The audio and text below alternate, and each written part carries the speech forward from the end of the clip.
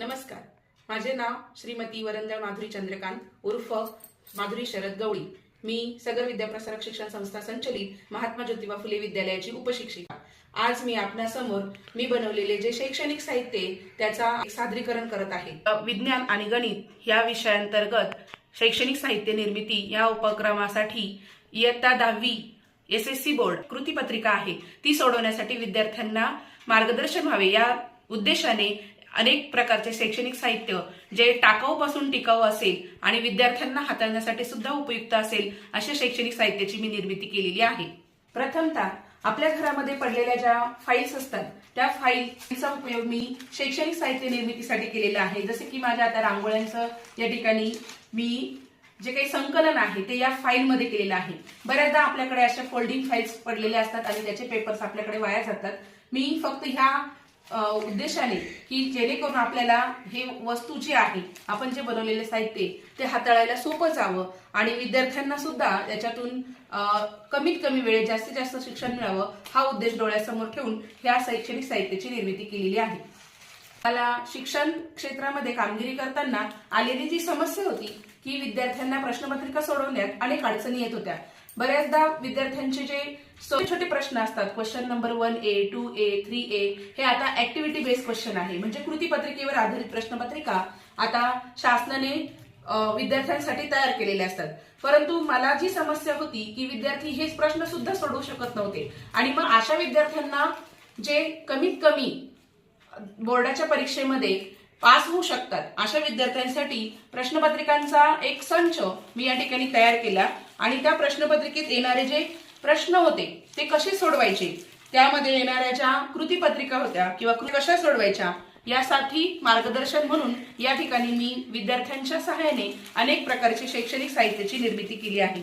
आणि या ठिकाणी ज्यावेळेस आपण वर्गात जातो की विद्यार्थ्यांना बऱ्याचदा प्रश्नपत्रिका सोडून द्यायची असते, ऑफ पिरियड असतात आणि आपल्याला काही कामानिमित्त जर बाहेर जावं लागलं तर विद्यार्थ्यांकडे आपण अशी जर फाईल दिली तर विद्यार्थी या प्रश्नपत्रिकेचा सराव करू शकतील आणि त्याच्याबरोबर त्यांना जर उत्तरपत्रिका सुद्धा आपण दिली तर त्या उत्तरपत्रिकेचा आधार घेऊन सर्व विद्यार्थ्यांचा कृतीपत्रिकेचा जो सराव आहे तो वर्गातच पूर्ण होऊ शकतो। अभ्यासक्रमात आलेल्या जे काही विज्ञानाच्या संकल्पना आहे त्यासाठी येणाऱ्या ज्या आकृत्या असतात ज्यांना विद्यार्थ्यांना नावे द्यायची असतात किंवा त्यावर विचारलेल्या प्रश्नांची उत्तरं द्यायची असतात त्यासाठी मी एक फोल्डिंग फाईल या ठिकाणी तयार केलेली आहे, ज्यामध्ये इयत्ता 5वी पासून तर इयत्ता 10वी पर्यंतच्या सर्व मानवी शरीरावर आधारित ज्या काही आकृत्या आहेत त्या या फोल्डिंग फाईलमध्ये मी घेतलेल्या आहेत आणि या विद्यार्थ्यांना या आलेल्या आकृत्यांचा सराव मी एका शीट्सद्वारे फक्त वर्गामध्ये मला एकच शीट्स न्यायचं असेल तर मी एक शीट्स या ठिकाणी वर्गात नेऊ शकते किंवा ही फोल्डिंग फाईल मी जर विद्यार्थ्यांना दाखवली तर ते एक आकर्षक असं शैक्षणिक साहित्य सुद्धा तयार होतं आणि विद्यार्थ्यांना सुद्धा शिकायला यामधून मदत होते। मराठी मीडियमच नव्हे तर इंग्लिश मीडियमच्या विद्यार्थ्यांसाठी सुद्धा या ठिकाणी ह्या शैक्षणिक साहित्याचा वापर करू शकते।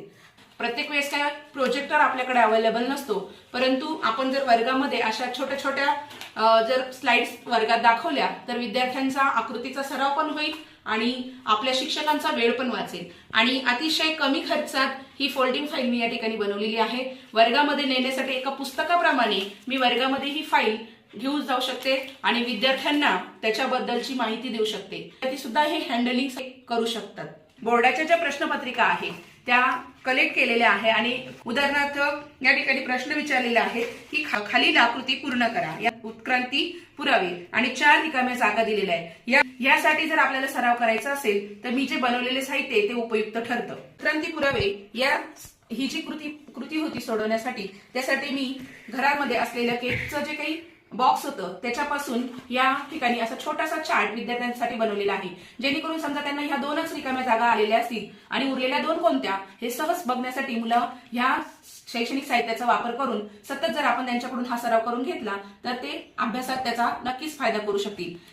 लेंथ कृतीपत्रिकेमध्ये आलेला प्रश्न आहे, बॉक्स पडलेले असतात घरातले त्यांचाच वापर करून छोटंसं मॉडेल या ठिकाणी तयार केलेले आणि घरामध्ये वॉल हँगर असतील किंवा वॉलपीस असतील ते बनवण्यासाठी वापरले जाणारे कार्डशीट असतील यांचा वापर करून या ठिकाणी हवामानाचे घटक घेतलेले आणि त्यांना आपण एकेकाला स्पष्ट करू शकतो आणि आपलं जे लिखाणाचं काम आहे तेही वाचवू शकतो। फुलांचे भाग विविध भागांचे निरीक्षण करणे, चर्चा करणे, नावे देणे हा जो प्रश्न आहे तो बऱ्याचदा बोर्डाच्याही परीक्षेला आलेला आहे आणि इयत्ता 7वीच्या अभ्यासक्रमामध्येही आहे. आपल्या घरामध्ये ज्या प्लॅस्टिकच्या बॉटल पडलेल्या असतात त्या प्लॅस्टिकच्या बॉटल पासून फुलाचे जे विविध भाग आहे, उदाहरणार्थ करोला, सेपल्स, त्यानंतर स्टिग्मा, स्टिग्मा दाखवण्यासाठी कानाचे जे बर्ड्स असतात त्या बर्ड्सचा वापर केलेला आहे.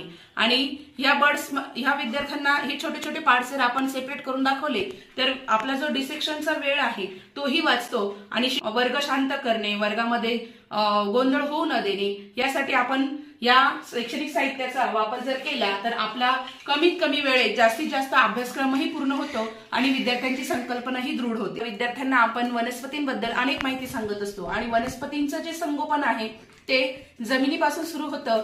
खनिज असतील, पाणी असेल किंवा वनस्पतींची वाढ असेल ही जमिनीतून होते. पण विद्यार्थ्यांना हे 3D डायमेन्शनने कसं दाखवावं, जर प्रोजेक्टर नसेल तर त्यासाठी एक छोटंसं मॉडेल मी या ठिकाणी बनवलेलं आहे. या वनस्पतींची जी मुळं आहे जी जमिनीमध्ये रोवलेली असतात त्या मुळांनी पाणी आणि खनिजे कशी शोषण करतात हे आपण एका छोट्याशा कृतीद्वारे बघूया.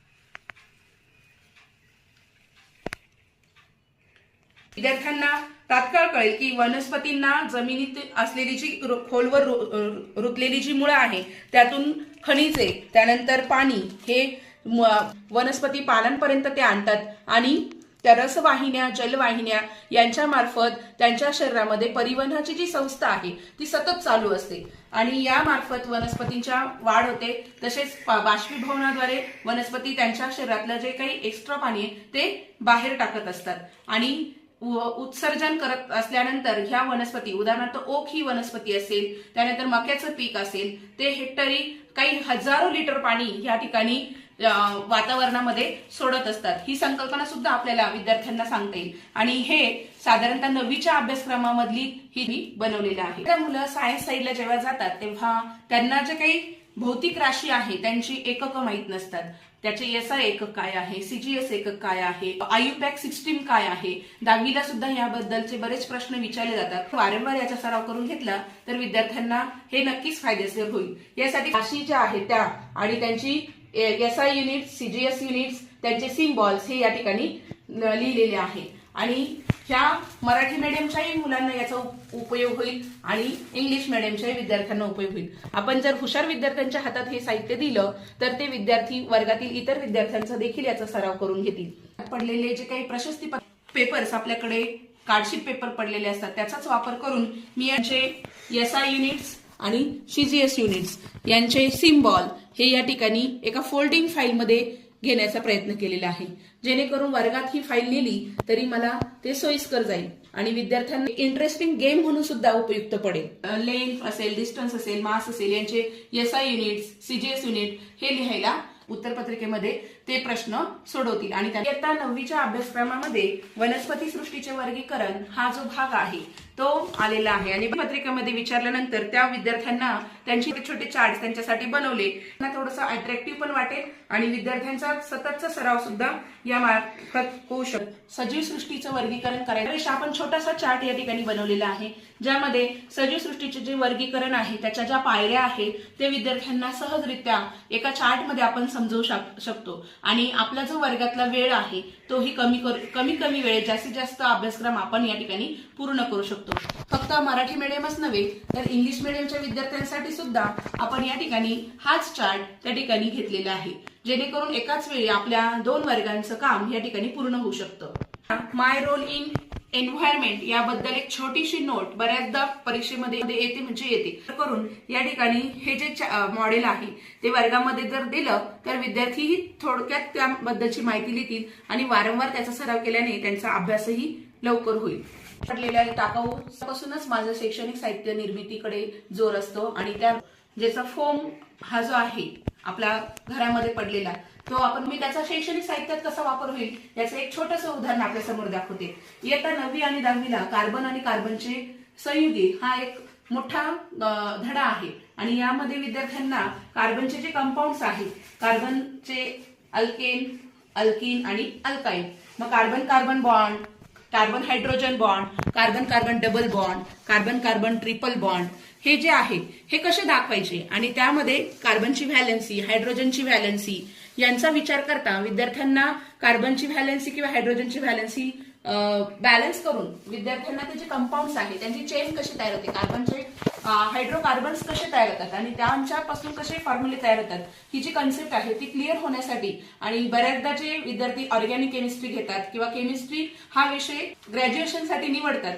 तेव्हा त्यांच्या जर संकल्पना 9वी-10वीला जर क्लिअर असतील आणि विद्यार्थ्यांना केमिस्ट्रीमध्ये जास्तीत जास्त अभ्यासक्रम हा कार्बन कंपाऊंडवरच असतो आणि त्यांच्या जर ह्या संकल्पना 9वी-10वीला क्लिअर झाल्या तर विद्यार्थ्यांना ते पुढील जे शैक्षणिक त्यांचा अभ्यासक्रम आहे तो सोपा जातो आणि भविष्यात सुद्धा त्यांना मार्क मिळवणं हे सोयीचं जातं. यामध्ये मी इथेन, इथिन आणि इथाइन यांची जे रूप आहे या ठिकाणी या फॉर्मला हायड्रोजन आणि कार्बन बॉन्ड बनवून त्या ठिकाणी दाखवण्याचा प्रयत्न केला आहे. याचे जे हायड्रोजन आणि कार्बन आहे ते सुद्धा मी आपल्या घरामध्ये जे लहान मुलांचे ड्रेसचे बॉक्सेस पडलेले असतात त्यांना कटिंग करून या ठिकाणी कार्बन हायड्रोजन बॉन्ड हे या ठिकाणी दाखवलेले आहे आणि छोट्याशा पिनद्वारे या फॉर्म मध्ये त्या पिना खोचणं अतिशय सोयीस्कर आहे आणि कार्बनचा आणि हायड्रोजनचा बॉन्ड फॉर्मेशन आपण इझिली दाखवू शकतो आणि विद्यार्थी सुद्धा याचा वापर करून वर्गामध्ये हे जे काही रेणुसूत्र आहे अल्केन, अल्किन आणि अल्काइनचे ते स्वतः बनवू शकतात आणि त्यांचा अभ्यासक्रम हा लवकरात लवकर पूर्ण होतो. जे काही बॉक्सेस होते त्याच्यावर ह्या कार्बनचे सगळे कंपाऊंड्स दाखवण्यासाठी त्या कार्डचं कटिंग केलेलं आहे आणि कार्बन हायड्रोजन बॉन्ड हे स्टिचिंग मटेरियल जे आहे ते आपण असं तयार करून ठेवलं. डबे पडलेले होते ते मी या साहित्य ठेवण्यासाठी वापर करू शकतो. आतापर्यंत आपण फक्त विज्ञानाचे शैक्षणिक साहित्य बघितले. आता आपण बघूया गणित. गणितामध्ये नंबर सिस्टीम या ठिकाणी घेतलेले आहे आणि त्यामध्ये सुद्धा असे जर ओपनिंग डोअर्सचे जे मॉडेल्स आहेत छोटे छोटे यामध्ये 5वी पासून ते येता म्हणजे 12वी पर्यंतच्या विद्यार्थ्यांना सुद्धा या कन्सेप्ट क्लिअर होण्यासाठी आपण असे छोटे मॉडेल्स जर विद्यार्थ्यांना दाखवले, इव्हन नंबर्स कोणते, त्यांच्या डेफिनेशन्स काय आहे, कोणाला त्या इव्हन नंबर म्हणायचं, इरॅशनल नंबर्स काय आहे, ते कसे ओळखावेत, प्राईम नंबर्स कोणते, या सगळ्या ज्या काही कन्सेप्ट आहे विद्यार्थ्यांच्या त्या दृढ होण्यासाठी असं डेकोरेटिव्ह साहित्य वापरून किंवा आपल्या घरातच पडलेल्या साहित्याचा वापर करून आपण विद्यार्थ्यांसाठी हे एक छोटंसं मॉडेल त्या ठिकाणी देऊ शकतो. आपण जे शिक्षण घेतो गणिताचे अनेक सिम्बॉल्स आपल्याला आवश्यक असतात आणि ते सिम्बॉल्स बऱ्याचदा विद्यार्थ्यांचे विसरले जातात आणि काही मुलांमध्ये त्या सिम्बॉल्स बऱ्याचदा त्यांना ते सिम्बॉलच लक्षात राहत नाही किंवा त्यांचं जे दृढीकरण व्हावं त्यासाठी असं छोटंसं मॉडेल या ठिकाणी पुठ्ठा आहे तो वापरून या ठिकाणी स्टिच करून फोल्डेबल एक मॉडेल त्या ठिकाणी तयार केलेली जेणेकरून विद्यार्थी स्वतः हाताळतील आणि या सगळ्या ज्या काही सिम्बॉल्स आहे याच्यावर घेतलेले फार पहिलीपासनं तर 10वी-12वीच्या विद्यार्थ्यांसाठी युजफुल असे हे सिम्बॉल्स त्या ठिकाणी दाखवलेले आहेत. त्यांना काय म्हणतात आणि त्यांचा वापर कुठे होतो हे आपण थोडक्यात त्यांना समजवू शकतो. आपल्याकडे खूप छान असे हँडरायटिंग करणारे विद्यार्थी असतात आणि त्यांचा वापर करून ह्यामध्ये मी क्वाड्रिलॅटरलचे जे टाइप्स आहे त्यांच्या प्रॉपर्टीज असतील किंवा त्यांचे डेफिनेशन्स असतील, त्यांचे डायग्राम्स असतील, हे छोटंसं एक मॉडेल या ठिकाणी या फाईलच्या स्वरूपात या ठिकाणी बनवलेलं आहे जेणेकरून विद्यार्थ्यांना त्या प्रॉपर्टीज हायलाइट करणं किंवा त्यांच्याबद्दल मराठी आणि इंग्लिश या दोनही माध्यमांमध्ये ही जे काही ओव्हरहेड प्रोजेक्टरचे जे शीट्स आहे ते वापरून ह्या ठिकाणी ही छोटीशी फाईल आपण बनवू शकतो आणि विद्यार्थ्यांना ती वर्गामध्ये नेऊन ते विद्यार्थ्यांकडे दिलं तर ग्रुप डिस्कशन मेथडमध्ये विद्यार्थी सहज वापर करतील. साधारणतः 9वीचा टॉपिक आहे. यामध्ये विद्यार्थ्यांना क्वाड्रिलॅटरलचे जे टाइप्स आहे parallelogram, rectangle, rhombus, square, trapezium त्यांचे जे डेफिनेशन आहे किंवा त्यांच्या ज्या प्रॉपर्टीज आहे त्या अशा पद्धतीने हायलाइट करून जर आपण दाखवल्या आणि वर्गातल्या विद्यार्थ्यांकडे हाताळायला दिलं तर विद्यार्थी सुद्धा आनंदाने याचा अभ्यास करतील आणि त्यांचं जे संकल्पना आहे त्या दृढ होतील. टाइप्स ऑफ पॉलिनॉमियल्स, बहुपदीचे प्रकार. यामध्ये विद्यार्थ्यांना आपल्याला कॉन्स्टंट पॉलिनॉमियल असेल, लिनियर पॉलिनॉमियल, क्वाड्रॅटिक, क्युबिक, त्यांचे जे काही प्रॉपर्टीज आहे, एक्झाम्पल्स आहे, हे असे गेटद्वारे जर आपण दाखवले एक्झाम्पल्स आणि त्या क्वाड्रॅटिक पॉलिनॉमियलच्या ज्या डिग्रीज आहे त्या जर अशा दाखवल्या तर विद्यार्थी सुद्धा हे लक्षात ठेवायला त्यांना सोयीस्कर जाईल. रूल्स ऑफ इंडायसेस मध्ये साडीचे जे बॉक्स पडलेले होते त्या बॉक्सचा वापर करून छोटे छोटे चार्ट या ठिकाणी बनवलेले आहे. रूल्स तर काही महत्वाचे जे फॉर्म्युले आहे, सूत्र आहे, ते मराठी मीडियमच्या विद्यार्थ्यांसाठी आणि इंग्लिश मीडियमच्या विद्यार्थ्यांसाठी असे अट्रॅक्टिव्ह पद्धतीने जर आपण लिहिले तर आपल्या वर्गातील सूत्र लिहिण्याचा जो वेळ आहे तो वाचू शकतो. आणि सूत्र समोर असतील तर विद्यार्थीही त्या ठिकाणी पटापट गणित सोडवू शकतात. त्यांची जी उदाहरणं आहे ती सोडवायला त्यांना मदत होते आणि पाठांतरासाठी सुद्धा याचा जास्तीत जास्त फायदा होतो. 10वीच्या अभ्यासक्रमामध्ये नव्यानेच आलेला हा धडा आहे प्रोबॅबिलिटी म्हणजे संभाव्यता. आणि ह्या संभाव्यतेमध्ये येणारे जे प्रश्न उत्तरे आहे ते विद्यार्थ्यांना डायस रोल केल्यानंतर शफल कार्ड्स जे आहे, आपण जो पत्त्यांचा जो कॅट असतो त्यामध्ये 52 कार्ड्स असतात आणि या 52 कार्ड्सचं जी काही ओळख आहे त्यामधली जी प्रोबॅबिलिटी येणार आहे, त्याचा सॅम्पल स्पेस आहे, नंबर ऑफ सॅम्पल पॉइंट्स आहे, हे विद्यार्थ्यांना शिकवायचं असेल तर त्यासाठी हे साहित्य मी या ठिकाणी गोळा केले. त्यानंतर 1 to 25 नंबर्स असतील, कार्ड्स आहेत, त्यांची प्रोबॅबिलिटी काय येईल, असे जे काही छोटे छोटे उदाहरणं आहेत विद्यार्थ्यांना समजण्यासाठी. Suppose for example 1 coin toss, आपण एक जर नाणं फेकलं तर त्याचा नमुना अवकाश म्हणजे सॅम्पल स्पेस काय येईल हे विद्यार्थ्यांना जर आपण असं मॉडेलच्या द्वारे वर्गात दिलं तर विद्यार्थीही ते लक्षात ठेवतील आणि बोर्डाच्या परीक्षेला सुद्धा त्यांना हा जो चार्ट आहे बऱ्याचदा याच्यावर त्यांना 2-3 मार्काचे प्रश्न हे कृतीपत्रिकेमध्ये सुद्धा आलेले असतात.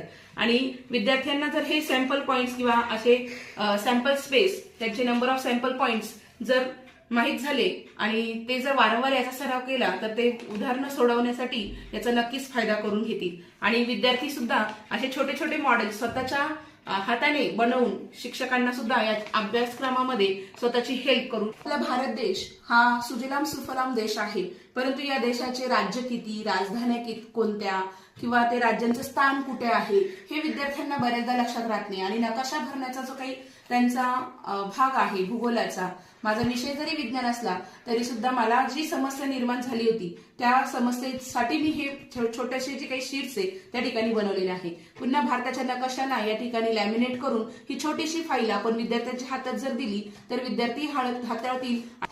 गाड्यांवर जे कोड असतात, बऱ्याचदा विद्यार्थी मला प्रश्न विचारायचे की मॅडम केमिस्ट्रीचे कोड असतात का हे, की MH काय आहे, GJ काय आहे, KA काय आहे, SK काय आहे. तर मला आपला भारत देश, त्याचे घटक राज्य, केंद्रशासित प्रदेश आणि त्यांच्या राजधान्या असं एक छोटंसं मॉडेल मी ह्या कार्डशीटवर जे आपल्या साड्यांचे किंवा कपड्यांचे जे बॉक्स असतात त्याच्यावर बनवलेलं आहे. यामध्ये RJ म्हणजे राजस्थान, राजस्थानचा कोड काय आहे RJ ते विद्यार्थी इथे शोधू शकतील. समजा गुजरात राज्य आहे, ते गुजरात राज्याची राजधानी काय आहे ती या ठिकाणी विद्यार्थी शोधू शकतील. अरुणाचल प्रदेश असेल, आंध्र प्रदेश असेल, बिहार असेल, बिहार कुठे आहे, बिहारचा कोड काय आहे ते विद्यार्थी इथे एक खेळ म्हणून सहजरित्या बघू शकतील. तसेच केंद्रशासित प्रदेश, त्यांच्या राजधान्या ज्या आहेत त्या या ठिकाणी दाखवलेल्या आहेत. मग केंद्रशासित प्रदेश असेल अंदमान निकोबार, त्याची राजधानी काय आहे ते पोर्ट ब्लेअर. हे विद्यार्थ्यांना असं आकर्षित करून दाखवलं तर विद्यार्थी व्यवस्थित अभ्यास करू शकतील. आणि गाड्यांच्या नंबर प्लेटवर हे कोड असतात, ती गाडी कोणत्या राज्याची आहे हे विद्यार्थ्यांना सहजरित्या त्या ठिकाणी माहिती मिळू शकेल.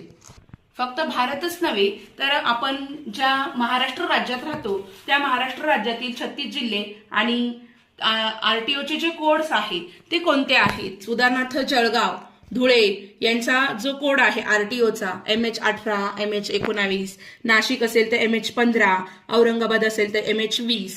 आणि हे कोड त्या विद्यार्थ्यांना त्या महाराष्ट्राच्या नकाशावर बघण्यासाठीही उपलब्ध होतील आणि त्या कोडनुसार ती गाडी कोणत्या जिल्ह्यातली आहे हे विद्यार्थ्यांना त्या ठिकाणी उपलब्ध होईल. असं हे छोटंसं मॉडेल या ठिकाणी बनवलेलं आहे. एकूण जे काही RTO कोड आहे, कोणत्या जिल्ह्याचा तो RTO कोड आहे, हे छोटंसं मॉडेलच्या द्वारे त्या विद्यार्थ्यांना समजण्यासाठी या ठिकाणी आपण ते तयार केलेलं आहे.